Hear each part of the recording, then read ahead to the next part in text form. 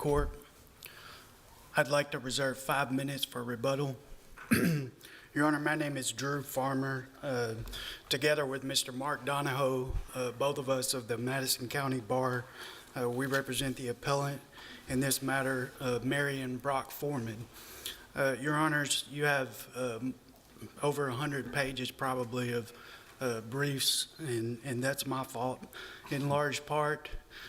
We raised several issues in our brief, and I'd like to focus primarily on the consent issue this morning, unless the court has questions regarding the helicopter overflight. Can I ask, before you get into that, let me just ask a couple of questions, because were you involved in a trial? No, Your Honor. Mr. Donahoe represented Mr. Foreman at a bench trial. Okay. Okay, so unless I've missed something, it was a bench trial. And prior to the bench trial beginning, there was a motion to suppress, and that dealt with the flyover, right? Because the judge denied the motion to suppress at that point in time. That's correct, Your Honor. The pretrial motion to suppress did focus primarily on the helicopter overflight. But then after the state rested at the bench trial, then the judge heard another motion to suppress? That's correct, Your Honor. In volume 7 of the appellate record. Right. So how does a judge get to hear, if you're having a trial, how do you get to hear a motion to suppress after the state has already put on their evidence? Your Honor, isn't a motion to suppress supposed to be a pre-trial motion? He did file a motion to suppress pre-trial. The pilot who passed away before trial was not at trial. His testimony was admitted pursuant to an exception to the hearsay rule. The same trooper Pratt, who testified at the pretrial suppression hearing, offered the same testimony at the bench trial covering the same subject regarding the helicopter overflight and the original ground entry and the entry into Mr. Foreman's home.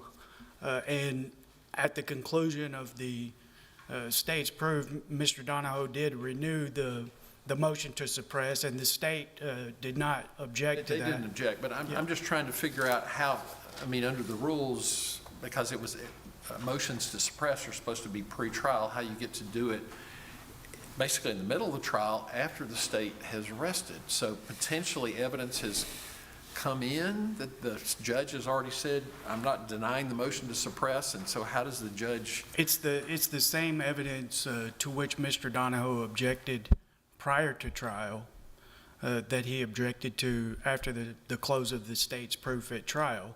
The only evidence used to convict Mr. Foreman in this matter were the firearms that were found inside of a safe or cabinet in his bedroom, along with drug paraphernalia, and that's same evidence that Mr. Donahoe objected to prior to trial. Well, okay, and I was going to follow up on that too.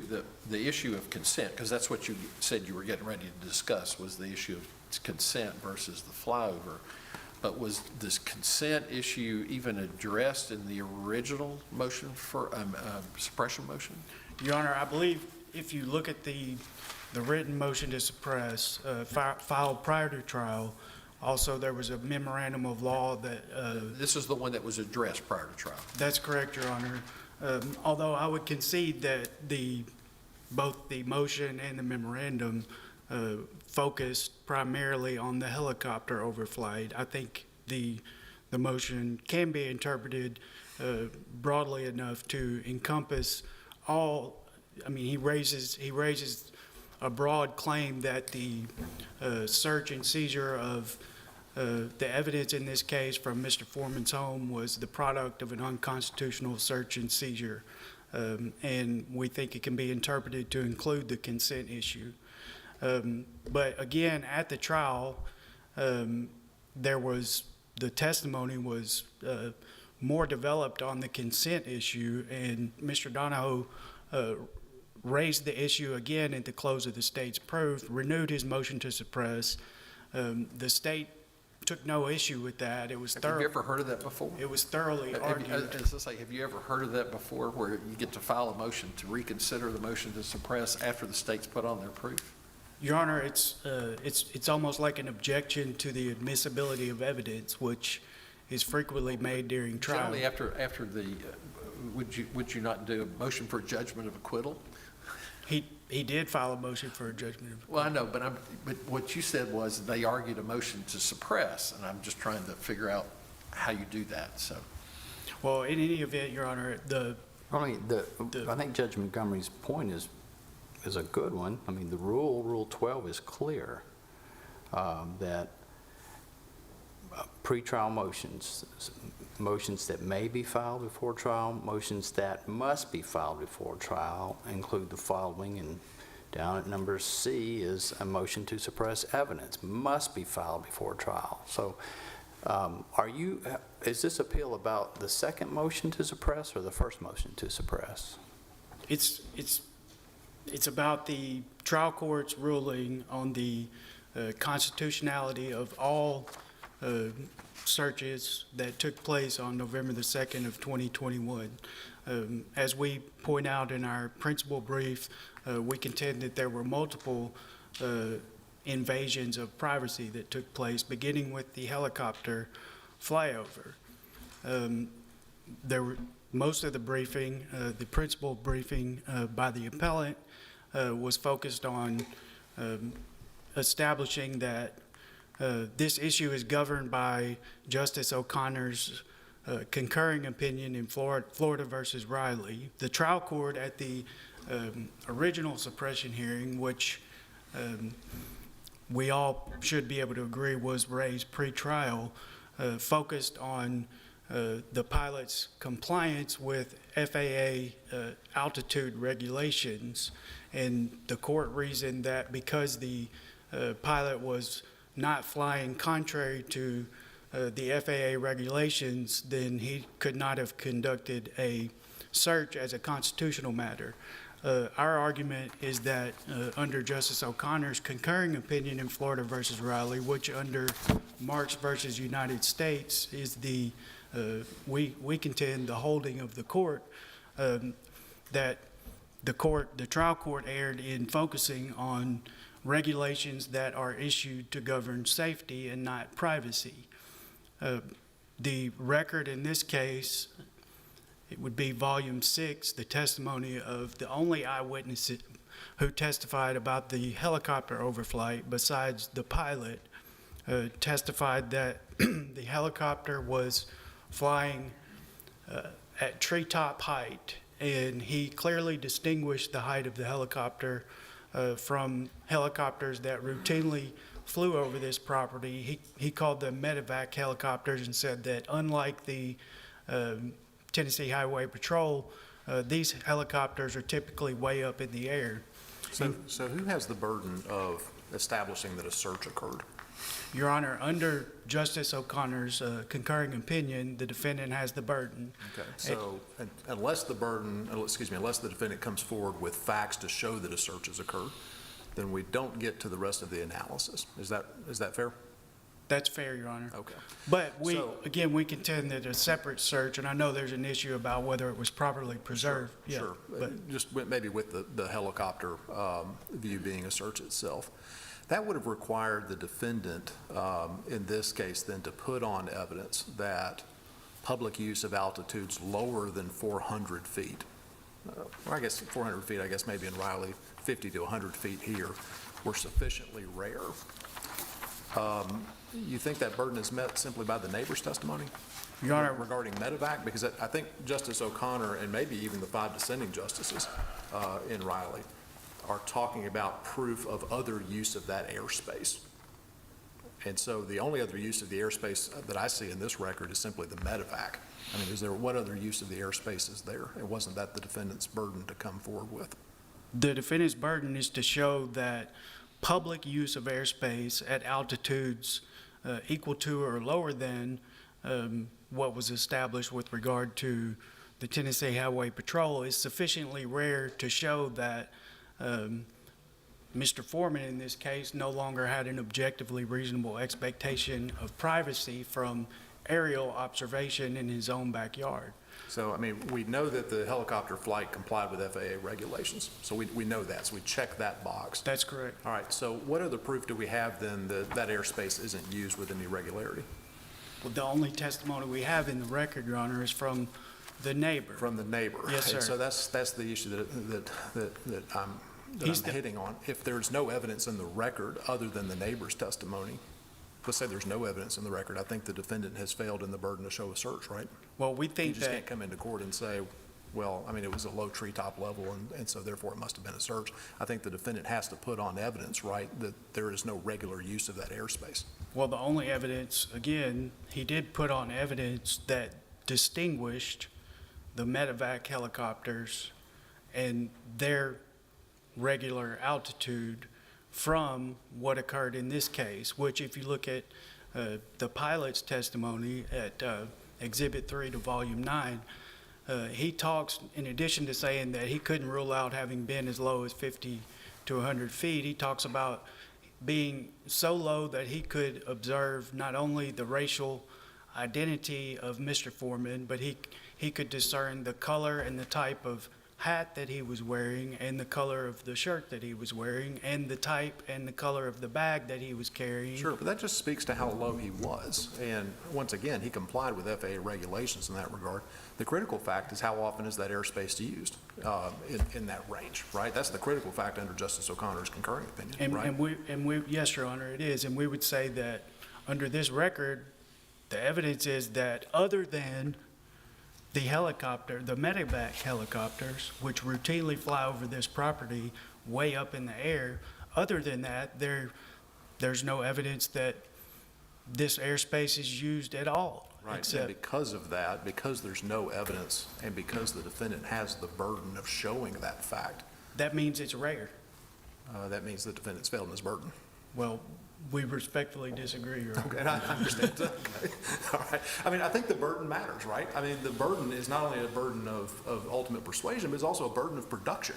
So I think the defendant has the burden to produce facts to show that the airspace here within 50 to 100 or other under 400 feet, maybe in Riley, is not used with any regularity.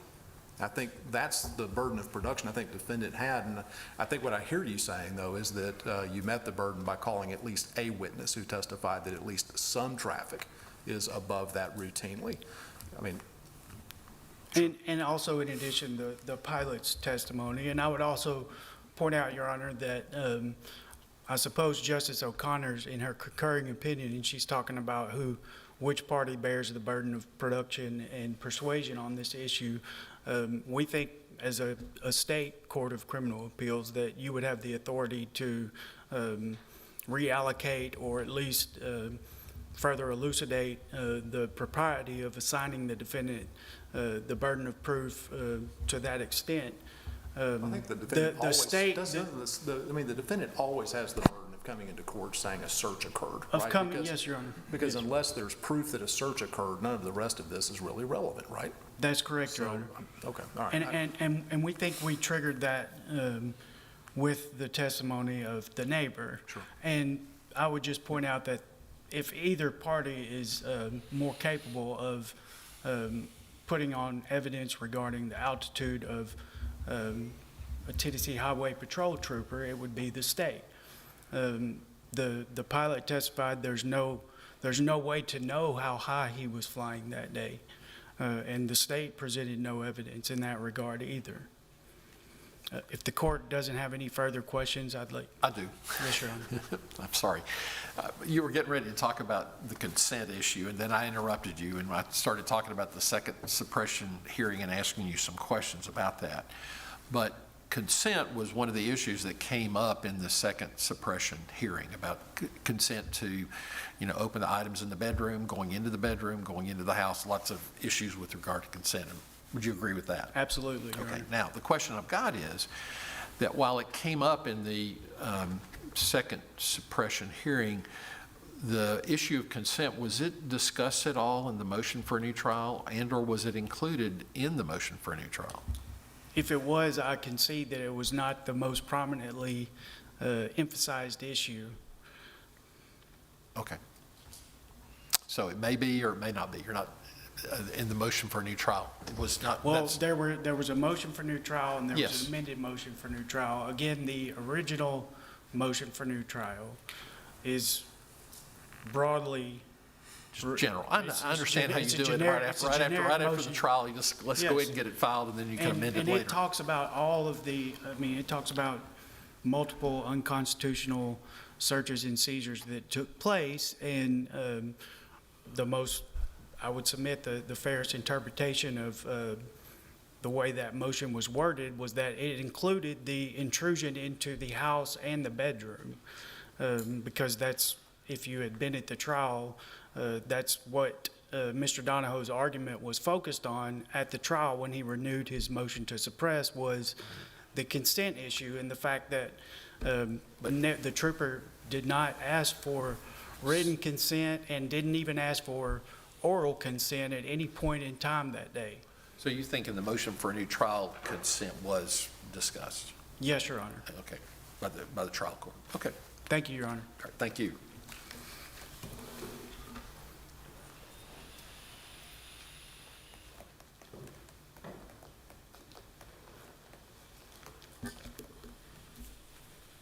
Good morning, Your Honors. Alan Groves on behalf of the state. So I do realize that this case is very interesting. It implicates a lot of different Fourth Amendment doctrines. And so I would like to start with the issue of consent because I think that's the simplest way for this court to resolve this case. Would they have to be on the property lawfully first, though?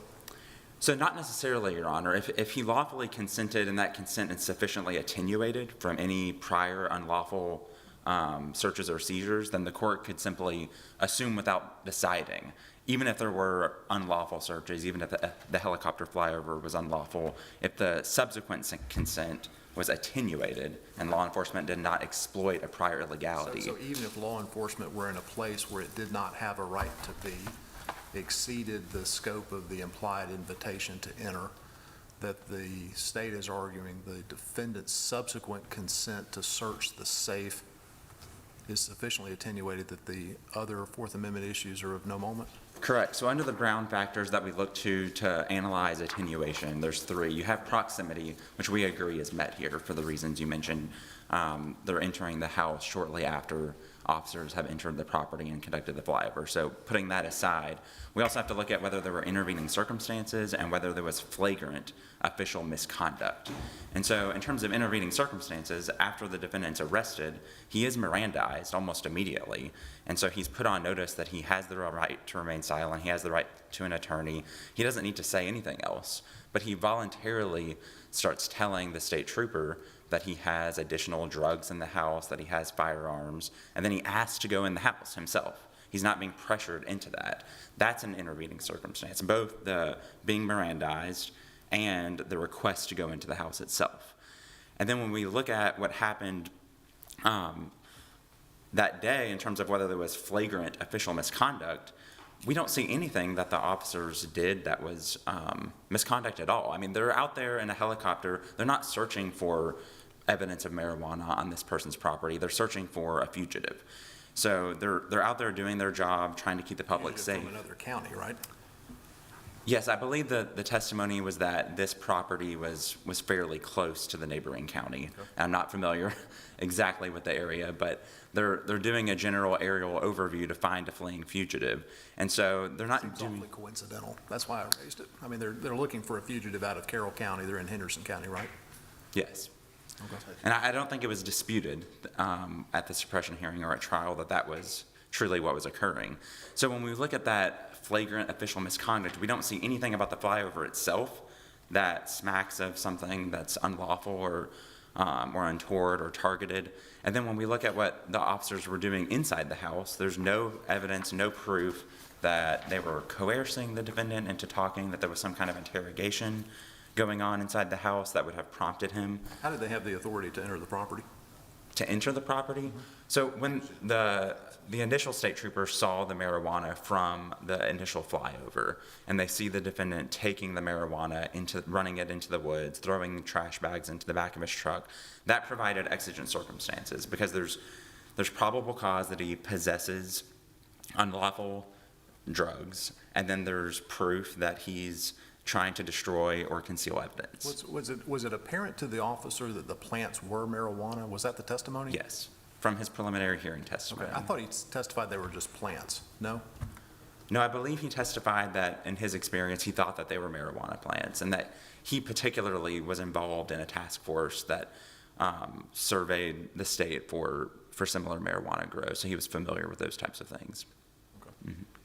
And he may have testified that well, I'll stand on the record, but that's my recollection of the record, Your Honor. So I do think that the easiest way for this court to resolve the case is to say that the defendant voluntarily consented to the search of the gun safe.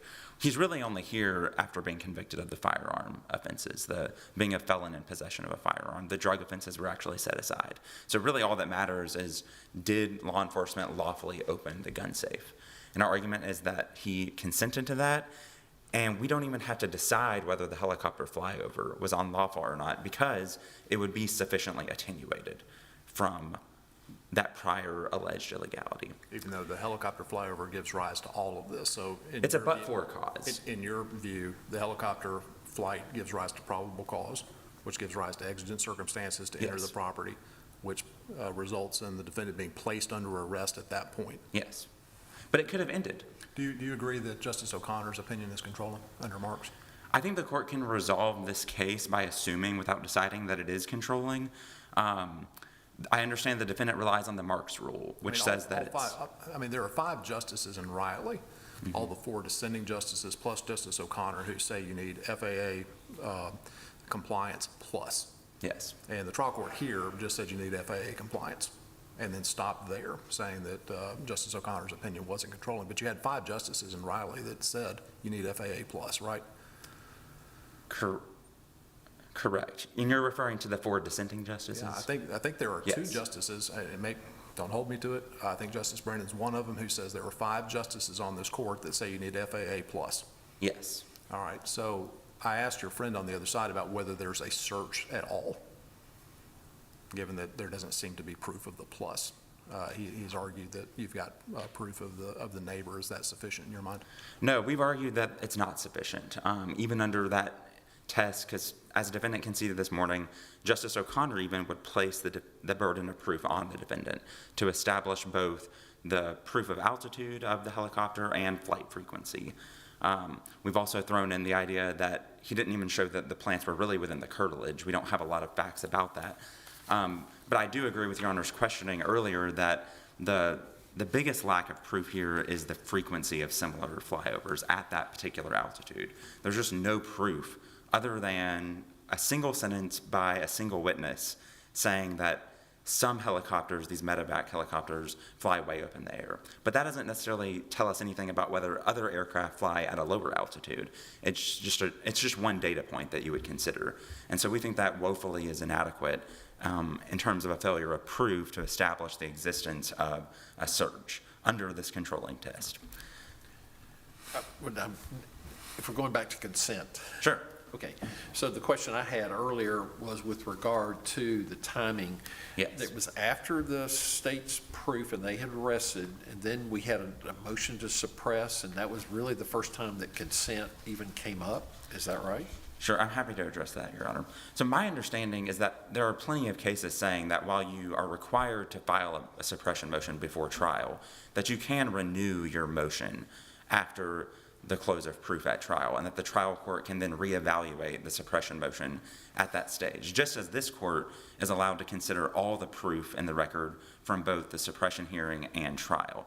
So I don't think that there's a procedural issue with whether you can renew your motion, but I do take Your Honor's point to be that perhaps you would still be limited by the grounds raised in your initial motion. I think that's kind of getting to the core of your concern. I mean, the defendant wouldn't raise the ground of consent or lack of consent. Exactly. I mean, that's an exception to the warrant requirement Yes. that the state would bring forward. Exactly. What the defendant would argue is he would challenge the search of the gun safe. Right. And then it would be the burden of the state to establish consent. The notion that the defendant would put consent as a non-applicable ground in a motion to suppress doesn't strike me as as that would happen very often. No, I don't think he would be required to do that because it's something the state would have to prove, but he would have to challenge the search of the gun safe. And I don't have the original suppression motion in front of me, but I did see in my brief where, when I'm citing in my statement of the case to the grounds that he raised in his original suppression motion, I cited to the technical record, page 35 through 37 and page 43 through 52, which I think is the memorandum of law. And I did identify all three searches that I thought he was challenging. So I assume, based on my brief citation, that he did adequately challenge all three searches. And then the state kept raising the issue of consent as the proceedings went on and the testimony further developed. So I do think we've properly preserved the arguments about consent. And the defendant's reply brief really challenges whether the trial court even made a finding of consent. That seems to be where he's landed in his reply brief. But I do think the trial court made sufficient findings here, although it might not have been as thorough of an analysis as I would have preferred. At all three stages of this case, the trial court either implicitly alluded to consent or directly made findings about it. So in the initial... It credited the officer's testimony over the defendant's testimony too, right? Yes. Okay. There was an explicit credibility determination. He found the trooper very credible. In the initial suppression order, the court mentioned that the defendant was the one that requested the trooper to enter the house. So that's our first data point. And then later at trial, when the motion's renewed, the trial court says that the defendant asked the trooper to go into the house, took him into the bedroom, opened the safe for him, showed him the marijuana, and he basically led him to everything. And I understand the court doesn't use the word consent when it's making those findings, but when you're looking at the transcript as a whole, it's very clear that that is what the trial court is finding. And then at the motion for new trial, when this issue is finally addressed again, the state argues the defendant essentially led this trooper on a consensual guided tour of the house. And the trial court says that it agreed with the state's argument at that stage. So we submit that there is, that's the fairest way to read this transcript. There are a couple of references to the inevitable discovery doctrine. And I think when your honors have a chance to look at the transcript, you'll see that that was more of a slip of the tongue, and the trial court is kind of conflating a couple of these doctrines. But essentially what it was saying is, once the defendant is in the house, taking him through his bedroom, showing him where the marijuana is, showing him where the guns are, I guess at that point, even though he's consented to all of this, he could have stopped and then got a warrant. But at that point, it was inevitable, is what the court says. And I think the prosecutor as well uses that term.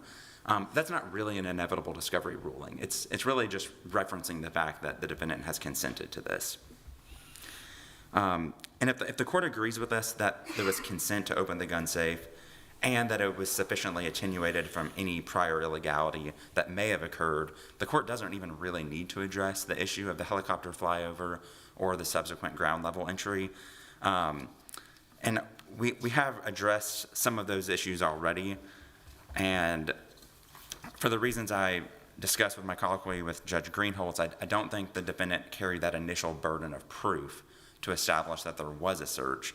Serralo is the leading case in this area, which emphasized a little bit more the compliance with the FAA regulations and whether there was physically intrusive flight activity. Serralo was an airplane case though, right? Yes. And, I mean, much higher than what we're talking about here. Yes. Okay. And then Florida versus Riley follows that. Florida versus Riley doesn't purport to abrogate or overrule Serralo in any way, so I still think it's a relevant data point, but it does involve a helicopter flyover at 400 feet.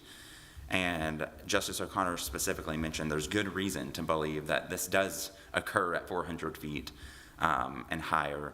This court in State versus Ware said something very similar about a helicopter flyover at 300 feet or higher. And then we've cited a string side of cases in our brief from other jurisdictions that have upheld similar flyovers at very low altitude. So even though it's not the state's burden to establish that, we've tried to provide the court with some relevant information from these other cases. And if the court agrees with us that this was not a search, then obviously seeing the defendant, attempting to destroy evidence by carrying the marijuana plants into the woods, throwing the trash bag into the truck, that's going to provide you exigent circumstances to make the ground level entry onto the property. The trial court did rely a lot on the Christensen case, which is another way that law enforcement can have a warrantless entry into the It's a little curtilage. different than that case, though, right? I'm sorry? So this is different than that case. We've got a locked gate here across the path. We've got an iron spike in the gate going into the ground. We have, what is it, a padlock and maybe chain, and the no trespassing sign. So this is a much different case than that one. Yeah, we've acknowledged that in the briefing. I think there was certainly a gate that the officer testified about. I think he said that he wasn't sure if it was locked or not, but I take Your Honor's point, there are factual differences, and we've chosen to not brief that issue, but to instead defend the judgment on the grounds that there was exigent circumstances. And the trial court explicitly made an exigent circumstances finding. So we don't think this court needs to address that alternate ground. Just gonna look at my notes here to see that I haven't missed anything that I wanted to address. I think I've covered everything that I wanted to address with the court. I'm happy to address any other questions you might have, but otherwise we ask the court to affirm the judgments below. Thank you. Thank you.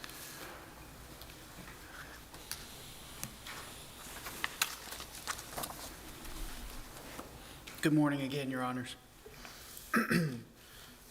I'd like to follow up on the issue that Judge Montgomery brought up at the beginning of my argument. I did go back and check the record, and it does appear that at Volume 1, pages 35 and 36, Mr. Donahoe's written motion to suppress filed prior to trial did raise the issue of consent.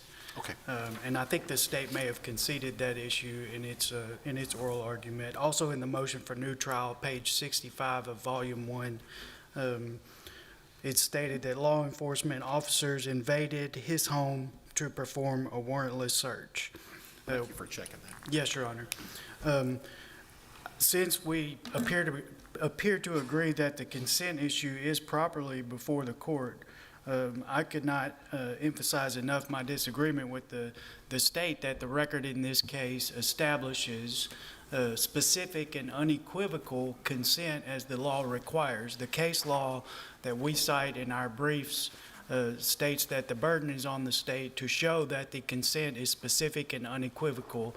It also states that consent to search a home cannot be lightly inferred or is not likely to be inferred from ambiguous bodily motions and incriminating statements, all of which occurred when Mr. Foreman was in custody. He was already in handcuffs. There was no longer any reason to be inside the house. The house had already been cleared. And as the state points out, the trial court found Trooper Pratt to be a credible witness. Well, if you look at Trooper Pratt's testimony at the suppression hearing and the trial, he was very careful in how he described how the parties ended up going from the middle living room to Mr. Foreman's bedroom. He just says, we ended up going in the bedroom. And again, Mr. Foreman is in handcuffs. The officers had already arrested him. They had already found incriminating evidence. He was outnumbered. Earlier that day, they had drawn their weapons. He had been worried. All of this is in the record. He had been worried about them shooting his dog. It wouldn't have been difficult for this experienced prosecutor at the trial court level to ask the trooper a simple question. Mr. Trooper, before you went inside this man's bedroom, did you ask him if you had his permission? And you can look at the entire record, and that question was never asked at any time in either hearing, nor was there any evidence that Mr. Foreman, either orally or in writing, gave specific permission to go in the bedroom. The trial court erred because the trial court interpreted the evidence, which I just described, as Mr. Foreman being the one to lead the tour, but there's no evidence that he led the tour. At best, it's equivocal, and the law requires more. So, I'm sorry. Well, I just wanted to point out, Your Honor, that the trial court also, its consent ruling was heavily influenced by a clearly erroneous finding of fact that our client, Brock Foreman, is the one who opened the gun cabinet.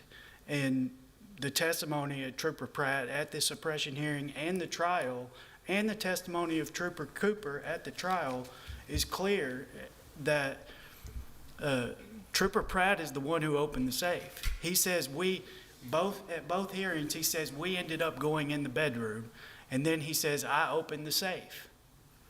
He opened the safe. Trooper Pratt opened the safe, and the record cannot be clear, and the trial court's contrary finding is clearly erroneous.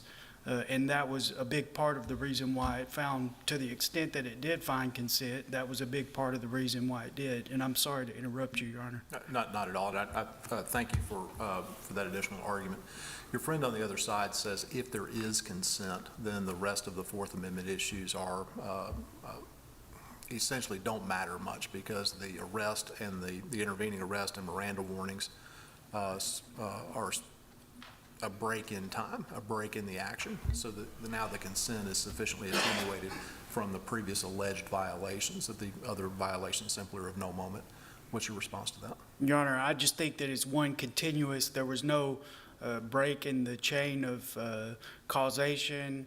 The temporal proximity is too brief for there to be an attenuation. But once the officer administers the Miranda rights, and once the officer says, you don't have to answer any of my questions, you have the right to remain silent, at that point, I suppose the defendant knows, I don't have to answer anything, I don't have to speak to you at all. How is then the later actions not, how is that not a break in time such that the later actions are now attenuated from the previous alleged violations? If we were trying to suppress Mr. Foreman's incriminating statements, perhaps there would be an issue. But we're dealing with a separate constitutional provision and a separate constitutional invasion when the trooper, after Mr. Foreman had already been arrested, he was in handcuffs, the house was clear, he had taken care of all the business that he needed to take care of, the trooper continued to proceed further into his bedroom and to go through closed containers. And Okay, that's good. Thank you, counsel. thank you, Your Honor. Thank you, Your Honors. Thank you. All right, can we take 5 minutes? Okay. We're going to take a recess for just 5 minutes. All right.